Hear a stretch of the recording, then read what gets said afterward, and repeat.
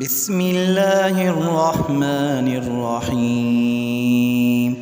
الحمد لله الذي أنزل على عبده الكتاب ولم يجعل له عوجا قيما لينذر بأسا شديدا من لدنه ويبشر المؤمنين الذين يعملون الصالحات أن لهم أجرا حسنا ماكثين فيه أبدا وينذر الذين قالوا اتخذ الله ولدا ما لهم به من علم ولا لآبائهم كبرت كلمة تخرج من أفواههم إن يقولون إلا كذبا فلعلك باخع نفسك على آثارهم إن لم يؤمنوا بهذا الحديث أسفا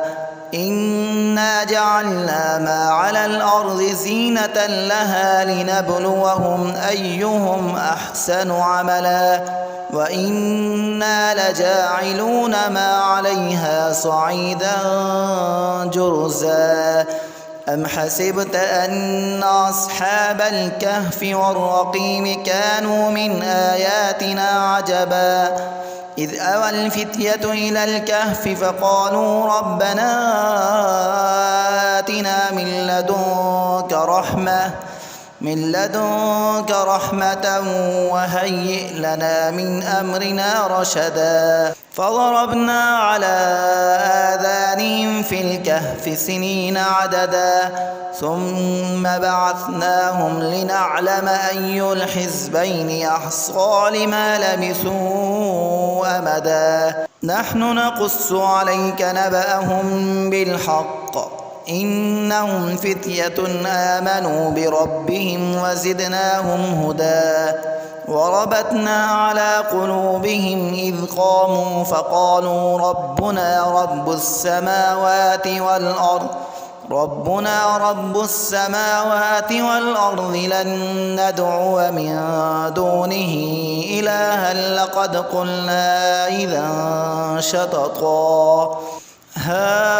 هؤلاء قومنا اتخذوا من دونه آلهة لولا يأتون عليهم بسلطان بين فمن أظلم ممن افترى على الله كذبا وإذ اعتزلتموهم وما يعبدون إلا الله فأووا إلى الكهف ينشر لكم ربكم من رحمته ويهيئ لكم من أمركم مرفقا وترى الشمس إذا طلعت تزاور عن كهفهم ذات اليمين وإذا غربت تقرضهم ذات الشمال وهم في فجوة منه ذلك من آيات الله من يهد الله فهو المهتد ومن يضلل فلن تجد له وليا مرشدا وتحسبهم أيقاظا وهم رقود ونقلبهم ذات اليمين وذات الشمال وكلبهم باسط ذراعيه بالوصيد لو اطلعت عليهم لوليت منهم فرارا ولملئت منهم رعبا وكذلك بعثناهم ليتساءلوا بينهم قال قائل منهم كم لبثتم قالوا لبثنا يوما أو بعض يوم قالوا ربكم أعلم بما لبثتم فابعثوا أحدكم بورقكم هذه إلى المدينة فلينظر أيها أزكى طعاما فليأتكم برزق منه وليتلطف ولا يشعرن بكم أحدا إنهم إن يظهروا عليكم يرجموكم أو يعيدوكم في ملتهم ولن تفلحوا إذا أبدا وكذلك أعثرنا عليهم ليعلموا أن وعد الله حق وأن الساعة لا ريب فيها إذ يتنازعون بينهم أمرهم فقالوا ابنوا عليهم بنيانا ربهم أعلم بهم قال الذين غلبوا على أمرهم لنتخذن عليهم مسجدا سيقولون ثلاثة رابعهم كلبهم ويقولون خمسة سادسهم كلبهم رجما بالغيب ويقولون سبعة وثامنهم كلبهم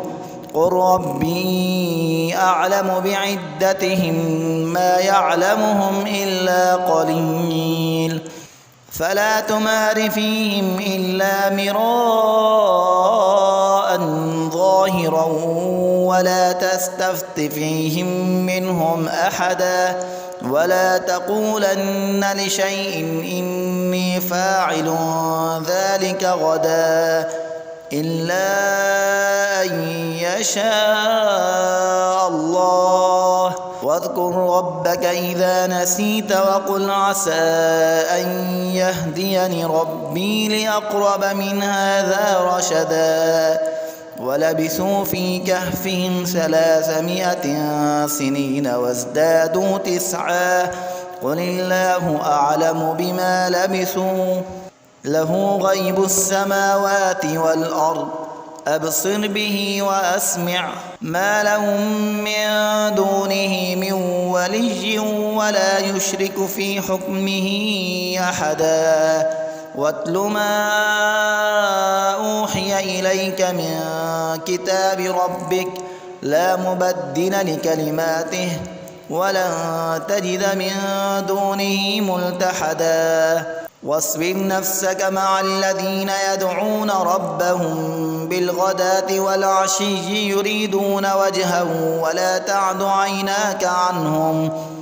تريد زينة الحياة الدنيا ولا تطع من أغفلنا قلبه عن ذكرنا واتبع هواه وكان أمره فرطا وقل الحق من ربكم فمن شاء فليؤمن ومن شاء فليكفر إنا أعتدنا للظالمين نارا أحاط بهم سرادقها وإن يستغيثوا يغاثوا بماء كالمهل يشوي الوجوه بئس الشراب وساءت مرتفقا إن الذين آمنوا وعملوا الصالحات إنا لا نضيع أجر من أحسن عملا أولئك لهم جنات عدن تجري من تحتهم الأنهار يحلون فيها من أساور من ذهب ويلبسون ثيابا خضرا من سندس واستبرق متكئين فيها على الأرائك نعم الثواب وحسنت مرتفقا واضرب لهم مثل الرجلين جعلنا لأحدهما جنتين من أعناب وحففناهما بنخل وجعلنا بينهما زرعا كلتا الجنتين آتت أكلها ولم تظلم منه شيئا وفجرنا خلالهما نهرا وكان له ثمر فقال لصاحبه وهو يحاوره أنا أكثر منك مالا وأعز نفرا ودخل جنته وهو ظالم لنفسه قال ما أظن أن تبيد هذه أبدا وما أظن الساعة قائمة ولئن رددت إلى ربي لأجدن خيرا منها منقلبا قال له صاحبه وهو يحاوره أكفرت بالذي خلقك من تراب ثم من نطفة ثم سواك رجلا لكن هو الله ربي ولا أشرك بربي أحدا ولولا إذ دخلت جنتك قلت ما شاء الله لا قوة إلا بالله إن ترني أنا أقل منك مالا وولدا فعسى ربي أن يؤتيني خيرا من جنتك ويرسل عليها حسبانا من السماء فتصبح صعيدا زلقا أو يصبح ماؤها غورا فلن تستطيع له طلبا وأحيط بثمره فأصبح يقلب كفيه على ما أنفق فيها وهي خاوية على عروشها ويقول يا ليتني لم أشرك بربي أحدا ولم تكن له فئة ينصرونه من دون الله وما كان منتصرا هنالك الولاية لله الحق هو خير ثوابا وخير عقبا واضرب لهم مثل الحياة الدنيا كماء إن أنزلناه من السماء فاختلط به نبات الأرض فأصبح هشيما تذروه الرياح وكان الله على كل شيء مقتدرا المال والبنون زينة الحياة الدنيا والباقيات الصالحات خير عند ربك ثوابا وخير أملا ويوم نسير الجبال وترى الأرض بارزة وحشرناهم فلم نغادر منهم أحدا وعرضوا على ربك صفا لقد جئتمونا كما خلقناكم أول مرة بل زعمتم أن لن نجعل لكم موعدا ووضع الكتاب فترى المجرمين مشفقين مما فيه ويقولون يا ويلتنا ما لهذا الكتاب لا يغادر صغيرة ولا كبيرة إلا أحصاها ووجدوا ما عملوا حاضرا ولا يظلم ربك أحدا وإذ قلنا للملائكة اسجدوا لآدم فسجدوا إلا إبليس كان من الجن ففسق عن أمر ربه أفتتخذونه وذريته أولياء من دوني وهم لكم عدو بئس للظالمين بدلا ما أشهدتهم خلق السماوات والأرض ولا خلق أنفسهم وما كنت متخذ المضلين عضدا ويوم يقول نادوا شركائي الذين زعمتم فدعوهم فلم يستجيبوا لهم وجعلنا بينهم موبقا ورأى المجرمون النار فظنوا أنهم مواقعوها ولم يجدوا عنها مصرفا ولقد صرفنا في هذا القرآن للناس من كل مثل وكان الإنسان أكثر شيء جدلا وما منع الناس أن يؤمنوا إذ جاءهم الهدى ويستغفروا ربهم ويستغفروا ربهم إلا أن تأتيهم سنة الأولين أو يأتيهم العذاب قبلا وما نرسل المرسلين إلا مبشرين ومنذرين ويجادل الذين كفروا بالباطل ليدحضوا به الحق واتخذوا آياتي وما أنذروا هزوا ومن أظلم ممن ذكر بآيات ربه فأعرض عنها ونسي ما قدمت يداه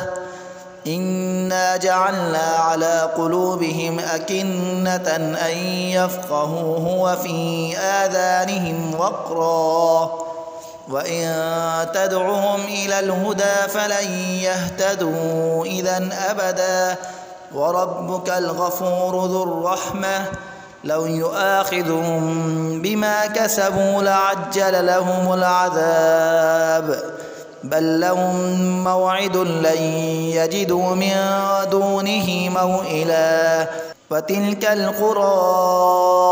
أهلكناهم لما ظلموا وجعلنا لمهلكهم موعدا وإذ قال موسى لفتاه لا أبرح حتى أبلغ مجمع البحرين أو أمضي حقبا فلما بلغا مجمع بينهما نسيا حوتهما فاتخذ سبيله في البحر سربا فلما جاوزا قال لفتاه آتنا غداءنا لقد لقينا من سفرنا هذا نصبا قال أرأيت إذ أوينا إلى الصخرة فإني نسيت الحوت وما أنسانيه إلا الشيطان أن أذكره واتخذ سبيله في البحر عجبا قال ذلك ما كنا نبغي فارتدا على آثارهما قصصا فوجدا عبدا من عبادنا آتيناه رحمة من عندنا وعلمناه من لدنا علما قال له موسى هل أتبعك على أن تعلمني مما علمت رشدا قال إنك لن تستطيع معي صبرا وكيف تصبر على ما لم تحط به خبرا قال ستجدني إن شاء الله صابرا ولا أعصي لك أمرا قال فإن اتبعتني فلا تسألني عن شيء حتى أحدث لك منه ذكرا فانطلقا حتى إذا ركبا في السفينة خرقها قال أخرقتها لتغرق أهلها لقد جئت شيئا إمرا قال ألم أقل إنك لن تستطيع معي صبرا قال لا تؤاخذني بما نسيت ولا ترهقني من أمري عسرا فانطلقا حتى إذا لقيا غلاما فقتله قال أقتلت نفسا زكية بغير نفس لقد جئت شيئا نكرا قال ألم أقل لك إنك لن تستطيع معي صبرا قال إن سألتك عن شيء بعدها فلا تصاحبني قد بلغت من لدني عذرا فانطلقا حتى إذا أتيا أهل قرية استطعما أهلها فأبوا أن يضيفوهما فوجدا فيها جدارا يريد أن ينقض فأقامه قال لو شئت لاتخذت عليه أجرا قال هذا فراق بيني وبينك سأنبئك بتأويل ما لم تستطع عليه صبرا أما السفينة فكانت لمساكين يعملون في البحر فأردت أن أعيبها وكان وراءهم ملك يأخذ كل سفينة غصبا. وأما الغلام فكان أبواه مؤمنين فخشينا أن يرهقهما طغيانا وكفرا فأردنا أن يبدلهما ربهما خيرا منه زكاة وأقرب رحما. وأما الجدار فكان لغلامين يتيمين في المدينة وكان تحته كنز لهما وكان أبوهما صالحا فأراد ربك أن يبلغا أشدهما ويستخرجا كنزهما رحمة من ربك وما فعلته عن أمري ذلك تأويل ما لم تسطع عليه صبرا. ويسألونك عن ذي القرنين قل سأتلو عليكم منه ذكرا. إنا مكنا له في الأرض وآتيناه من كل شيء سببا فأتبع سببا حتى إذا بلغ مغرب الشمس وجدها تغرب في عين حمئة ووجد عندها قوما قلنا يا ذا القرنين إما أن تعذب وإما أن تتخذ فيهم حسنا قال أما من ظلم فسوف نعذبه ثم يرد إلى ربه فيعذبه عذابا نكرا. وأما من آمن وعمل صالحا فله جزاء الحسنى وسنقول له من أمرنا يسرا. ثم أتبع سببا حتى إذا بلغ مطلع الشمس وجدها تطلع على قوم لم نجعل لهم من دونها سترا كذلك وقد أحطنا بما لديه خبرا. ثم أتبع سببا حتى إذا بلغ بين السدين وجد من دونهما قوما لا يكادون يفقهون قولا قالوا يا ذا القرنين إن يأجوج ومأجوج مفسدون في الأرض فهل نجعل لك خرجا على أن تجعل بيننا وبينهم سدا قال ما مكني فيه ربي خير فأعينوني بقوة أجعل بينكم وبينهم ردما آتوني زبر الحديد حتى إذا ساوى بين الصدفين قال انفخوا حتى إذا جعله نارا قال آتوني أفرغ عليه قطرا فما استطاعوا أن يظهروه وما استطاعوا له نقبا قال هذا رحمة من ربي فإذا جاء وعد ربي جعله دكا وكان وعد ربي حقا. وتركنا بعضهم يومئذ يموج في بعض ونفخ في السور فجمعناهم جمعا وعرضنا جهنم يومئذ للكافرين عرضا الذين كانت أعينهم في غطاء عن ذكري وكانوا لا يستطيعون سمعا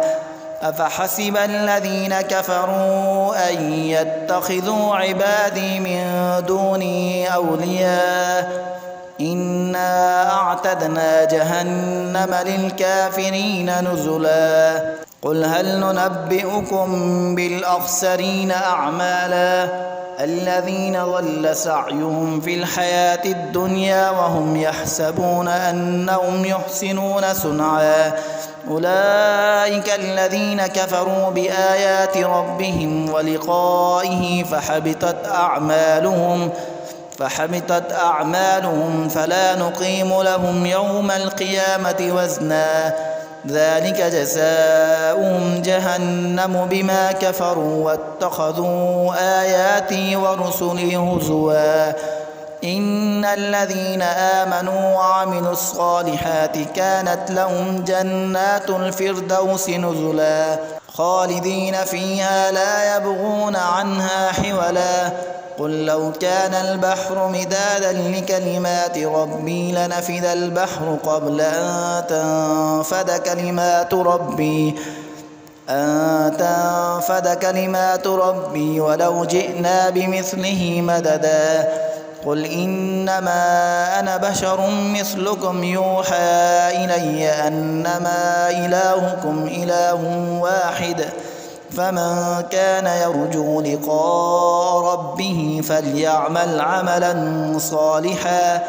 صالحا ولا يشرك بعبادة ربه أحدا.